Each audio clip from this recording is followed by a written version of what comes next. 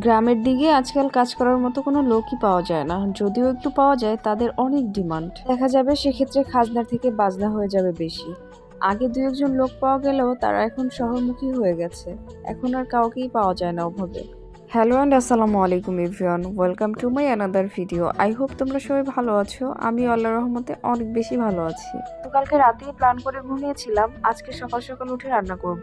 যেহেতু বাচ্চাকে নিয়ে দিনের বেলা কাজ করতে আমার অনেক বেশি কষ্ট হয়ে যায়, তো ভাবলাম ও ঘুম থেকে থাকতেই রান্নাটা শেষ করে নিব। এই মাছগুলো গতকালকে রাতেই নিয়ে আসছে। যখন নিয়ে আসছে তখন আমি বাচ্চাকে নিয়ে ঘুমিয়ে পড়ছিলাম, এই জন্য আমি আর তখন উঠি নাই। আমি বলেছিলাম ফ্রিজে রাখার জন্য। নর্মালি যখন মাছ নিয়ে আসে আমি সাথে সাথেই কেটে রাখার চেষ্টা করি। সকালবেলা বাচ্চার বাবাকে বললাম মাছগুলো একটু ভিজিয়ে রাখো। সে কি করেছে, বাজারের ব্যাগে করেই মাছ ভিজিয়ে রেখেছে। এসে দেখি এই অবস্থা, মাছ তো একদমই ভিজে নাই, একটার সাথে একটা এমন ভাবে জোড়া বেঁধে আছে যে আমি ছুটাতেই পারছি না। তাকে বললাম এইভাবে কি কেউ মাছ ভিজায়? সে বলে সে নাকি হাড়িই খুঁজে পায় নাই।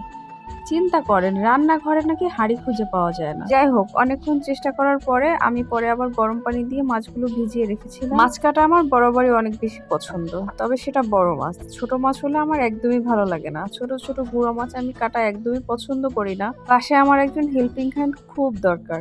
মানে ছোট বাচ্চাদের নিয়ে আমার অনেক বেশি কষ্ট হয়ে যায়। যদি একজন হেল্পিং হ্যান্ড থাকতো তাহলে আমার এতটা কষ্ট হইতো না। তবে আমাদের এখানে এখন কাজ করার মতো কোনো লোকই পাওয়া যায় না। যারা একটু একটু কাজ করতো মানুষের বাসায়, তারা এখন শহরমুখী হয়ে গেছে, সবাই শহরে চলে গেছে। ভেবেছিলাম বাচ্চারা ঘুম থেকে থাকতেই রান্নাটা শেষ করব। বিশেষ করে ছোট বাচ্চাটা ঘুম থাকাকালীন আমি একটু রান্নাটা শেষ করতে চেয়েছিলাম, তবে সেটা তো করতেই পারিনি। এর ভিতরেই বাচ্চা উঠে গেছে। আমি আগেই ওদের নাস্তাটা রেডি করে নিচ্ছি। ওদেরকে আজকে সকালের নাস্তায় নুডলস দিব।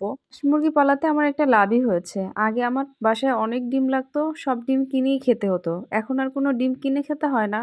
হাঁস মুরগি থেকে আমি প্রতিদিনই ডিম পাচ্ছি। এটা দিয়ে আমার ডিমের চাহিদাটা পূরণ হচ্ছে বাসার। বাইরে থেকে আর কোনো ডিম কিনে খেতে হচ্ছে না আমার। বাসার সমস্ত কাজই আমার ওকে এভাবে কোলে নিয়ে নিয়েই করতে হয়। মাঝে মধ্যে একটু কাটাকুটি কাজ ছাড়া সবকিছু ওকে আমার কোলে নিয়েই করতে হয়। ও কারো কাছেই খুব বেশি সময় থাকে না।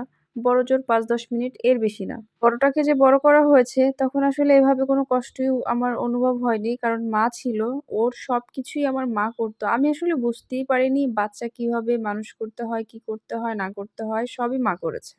এখন যেহেতু মা নেই, তাই এখন আসলে সবকিছু বুঝতে পারছি। মায়ের শূন্যতাটা অনুভব করতে পারছি খুব বেশি করে। মাকে ছাড়া মা হওয়া অনেক বেশি কঠিন। আর যারা একা হাতে সবকিছু সামলায় তারাই একমাত্র বোঝে যে এটা আসলে কত বেশি কঠিন। বাসায় মোটামুটি আমরা সবাই পাঙাশ মাছটা একটু বেশি পছন্দ করি, কারণ এর সাথে কাঁটা কম আর খেতেও অনেক বেশি মজা। এজন্য আমরা পাঙাশ মাছটা একটু বেশি সবাই পছন্দ করি। শীতকালে যেকোনো তরকারিতেই একটু ধনেপাতা দিলে তরকারির স্বাদটা আমার কাছে মনে হয় দ্বিগুণ বেড়ে যায়।